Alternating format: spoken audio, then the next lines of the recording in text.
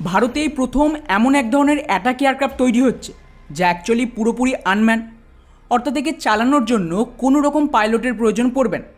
অথচ এটা পুরোপুরি ড্রোনও নয়, কারণ এই বিমানের যে স্পিড আর হামলা করার ক্ষমতা তা কিন্তু যে কোনো আধুনিক ড্রোনকে বহু পেছনে ফেলে দেবে। ফলে স্বাভাবিকভাবে একবার যদি এই এয়ারক্রাফট ভারতীয় সেনাতে সামিল হতে পারে, তা ভারতের মিসাইল অ্যাটাকের ক্ষমতাকে একেবারে নেক্সট লেভেলে পৌঁছে দেবে। আর ইন্টারেস্টিং বিষয়, এই এয়ারক্রাফটকে ভারতের প্রাইভেট কোম্পানি আদানি গ্রুপ ভারতে আনতে চলেছে। এবং আপনারা জানলে অবাক হবেন যে এখনও পর্যন্ত ভারতের কাছে এই ধরনের কোনো এয়ারক্রাফট বা ড্রোন মজুদ নেই।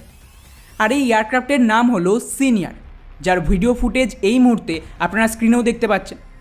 এটা বেসিক্যালি এক ধরনের প্যাসেঞ্জার বিমান ছিল, যাতে 4 জন প্যাসেঞ্জারকে ক্যারি করা সম্ভব। আর ওই প্যাসেঞ্জার বিমানের উপর বেস করেই এই নতুন অ্যাটাক জেট ড্রোনকে তৈরি করা হয়েছে, যা সকলকে অবাক করে দিয়েছে।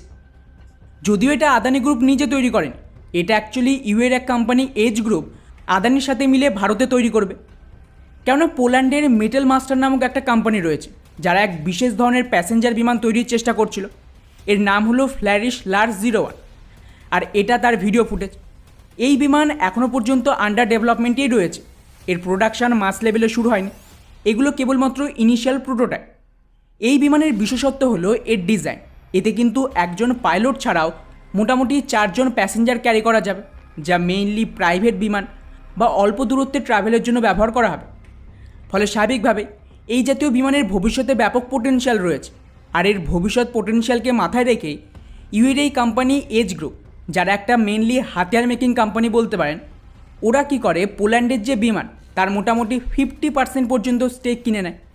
ব্যাস, এখন ধরে নিন যে এই 50% মালিকানার সাথে এই কোম্পানি আর বিমান পুরোপুরি ইউএর হয়ে গেছে।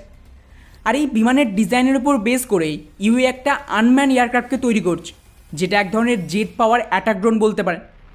এবং আজ থেকে মোটামুটি মাস 6 আগে দুবাইয়ের যে এয়ার শো হয়েছিল, সেখানে এই মডেল প্রথমবার দুনিয়ার সামনে নিয়ে আসা। এখন ভারত আর ইউএই যেভাবে নিজেদের রিলেশনকে স্ট্রং করছে, স্পেশালি ইউএই দারুণভাবে ভারতের ইনফ্লুয়েন্সে রয়েছে, তা সে ইকোনমিক দিক থেকে হোক বা পলিটিক্যাল বা রিলিজিয়াস দিক থেকে হোক।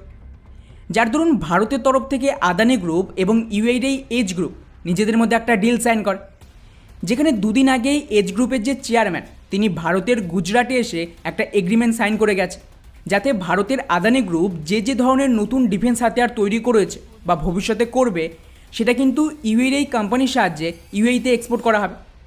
অন্যদিকেই এজ গ্রুপ যা যা হাতিয়ার তৈরি করেছে বা ভবিষ্যতে করবে, সেটা আদানির মাধ্যমে ভারতের প্রোডাকশান চালু করে ভারতেই তৈরি করা হবে এবং ভারতের ভেতরে এক্সপোর্টও করা হবে। আর শুধু তাই নয়, এই দুই কোম্পানি নিজেদের রিসার্চ আর ডেভেলপমেন্টের ওপরেও ইনভেস্ট করবে, যাতে ভারত আর ইউএইতে জয়েন্ট রিসার্চ টিম আর সেন্টারকেও তৈরি করা হয়।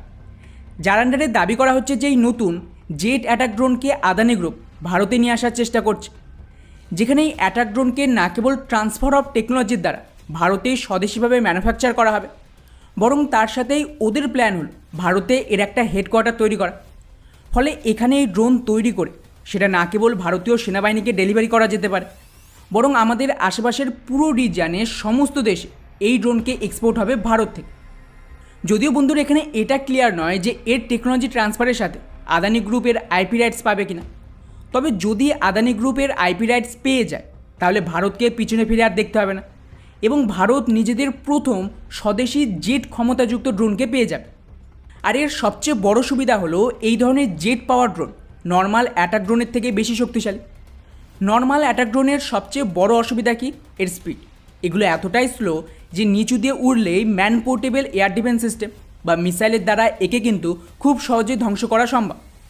যেখানে এই জেট পাওয়ার ড্রোন অনেক বেশি স্পিডে চলায় এবং ম্যানুভার করার কারণে একে টার্গেট করা অতটা সহজ হবে না। রিপোর্ট অনুযায়ী এই ড্রোনের যে ক্রুজ স্পিড হবে, সেটাই মোটামুটি ধরে নিন যে 500 থেকে 600 কিলোমিটার প্রতি ঘন্টা। এছাড়াও এর বিশেষত্ব হলো এটা 30,000 ফিটের উঁচুতে উঠতে সক্ষম এবং তার সাথে এতে মোটামুটি 450 কেজির পেলোডকে বহন করা যায়। ইউএইর দাবি অনুযায়ী, এবং যেমনটা আপনারা এই মডেলেও দেখতে পাচ্ছেন, এই ড্রোন কিন্তু একসাথে 4টে মিসাইলকে ক্যারি করতে পারে। এগুলো mainly air to ground attack missile হবে, যা শর্ট রেঞ্জে হামলা করতে সক্ষম। ভারতের কাছে অলরেডি একাধিক ভেরিয়েন্টের মিসাইল রয়েছে, যাকে এই ড্রোনের জন্য মডিফাই করা সম্ভব। ফলে ভারতের কিন্তু এতে ব্যাপক সুবিধা হবে। যদিও এখনও এই ড্রোন পুরোপুরি রেডি হয়নি, তবে যে গতিতে দুই দেশের মধ্যে ডিল হচ্ছে, আমার ধারণা যে একে রেডি করতে খুব বেশি সময় লাগার কথা না, কারণ এটা অলরেডি একটা পলিশ বিমানের ওপর বেস করে তৈরি। এখন দেখার বিষয় হলো এটা যে আদানি গ্রুপ আর এজ গ্রুপের মধ্যে ফাইনাল এগ্রিমেন্ট হওয়ার আগে এটা ডেফিনেটলি ভারতীয় সেনাকে অফার করা হবে।